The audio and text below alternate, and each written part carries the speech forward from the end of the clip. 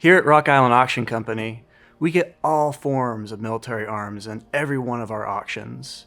And today, I want to take a closer look at you with some of the more interesting military arms that I've seen that are going to be coming up in the May 2024 Premier Auction.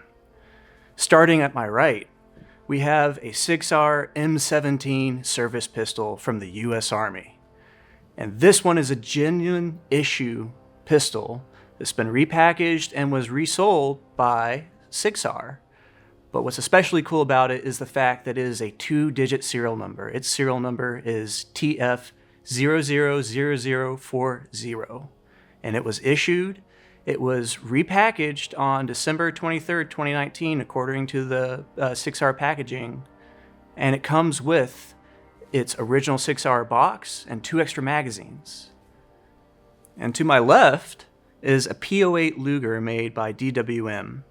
And it is cool because it is a first issue that hasn't been altered, meaning that it doesn't have a breech block catch like later variations. But what's especially cool about this one, it has a unit mark on the front strap from a World War I Imperial German unit. And that unit is the Bavarian 1st Schweres-Reiter, or Heavy Cavalry. The specific marking is B.1.S.R.3.16, which stands for the 1st Bavarian Heavy Cavalry Unit, 3rd Regiment, weapon number 16.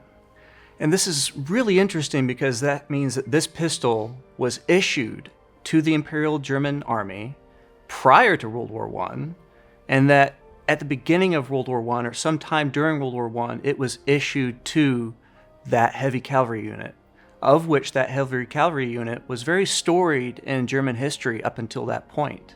They were formed in 1814 as the Coup de Garde to the King of Bavaria and participated in many German engagements up through World War I until they were disbanded in 1919, which, despite the wear tear that you would expect to find on a World War I era pistol, makes it really stand out and awesome to see.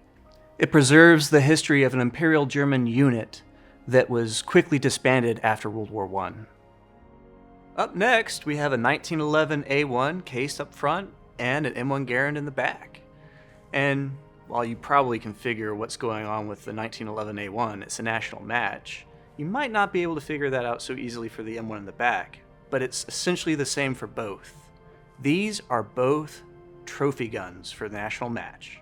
This specific one in the back, the M1 Garand, is a Secretary of the Navy M1 Garand that was worked up by Crane Naval Arsenal in Indiana as a Secretary of the Navy trophy rifle. The receiver was originally made in August of 1943, and it has some different other parts thrown into it, but it's essentially the same as the 1911 A1 up front. This is also a national match trophy, except this one up front was worked over by Rock Island Arsenal. And it's a bit different than other national match pistols in that it doesn't have a normal serial number on the exterior. It has it instead relocated on the inside of the frame and the slide. It was originally a World War II era Colt or Remington Rand based off of the serial number. And they worked it up with a very nice finish. You have matted blue on the dorsal and ventral lines, along with a very high polished blue on the sides, as well as a polished hammer. It comes with this walnut presentation case, 2 magazines, and a cleaning rod. And with the case of both these guns, you could not just go out and purchase these. No.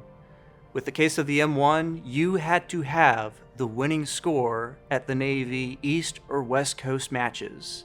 And with the case of this 1911, same story. You would have to win it. And while these are not necessarily general issue military arms, they are very cool in their own right in that they are worked up national match trophy pieces that, if you were a winning competitor, would have been a lot more attractive than just a normal trophy. Up next is a rifle that, when I saw it on the rack, I had to pick it up, and it is just righteous. This is probably one of the nicest M1Cs I've ever seen, and according to Dave McLean, who's a pretty well-known M1C expert, it was one of the best that he had ever seen. It is an April 1945 produced M1C sniper rifle with a matching Griffin & Howe bracket and scope ring. This is about as good as it gets. And if you want to see something especially nice on it, just take a look at this Norman F. Ramsey cartouche on the side. That is sharp. This gun is honestly one of the nicest examples of an M1C that you could hope to get. And the M1Cs themselves, they weren't that many made, as it was the first attempt at turning the M1 Garand into a sniper rifle. It required the receivers being sent to Griffin & Howe, and then having these specialty bracket mounts drilled and tapped onto the receiver, which in the end was not so ideal because there were some heat treatment issues, and on the armor level there were issues because mounts couldn't easily be transferred from one gun to another, which would obviously lead to accuracy issues if the parts weren't properly realigned. And it was later superseded by the M1D, but because of the fact that so few were made, only about 4,000 or so, especially during World War II, which this example is one, they're very hard to find in very high condition like this without having been rebuilt or reworked in some way. It also comes with a 1998 dated CMP shipping box, which shows you that this one wasn't put together in this configuration, it was received like this. And last but certainly not least, we've saved the biggest for last. We have a Russian RPG-7D paratrooper rocket-propelled grenade launcher. And when I say paratrooper, I mean this one is slightly different from the standard version that some of you might be familiar with, in that you can actually break this down right here at this section at the back to make it a little more compact, makes it easier for paratroopers getting in and out of helicopters, or any other specialty infantry units that are getting out of vehicles. And this being an RPG can be used for a lot of different things, and it has been since the 60s. As a matter of fact, it's still being used a lot today all across the world. And the way it works is it's simple. You have a tube that acts as the launching system with a trigger pack, and in the front you stick any manner of rocket-propelled ordnance, of which there's very, very large number of different warheads you can stick in this thing. One of which is the warhead that's sitting in front of me, which isn't actually a warhead. It's a Czechoslovakian PG-7 trainer head for an RPG-7.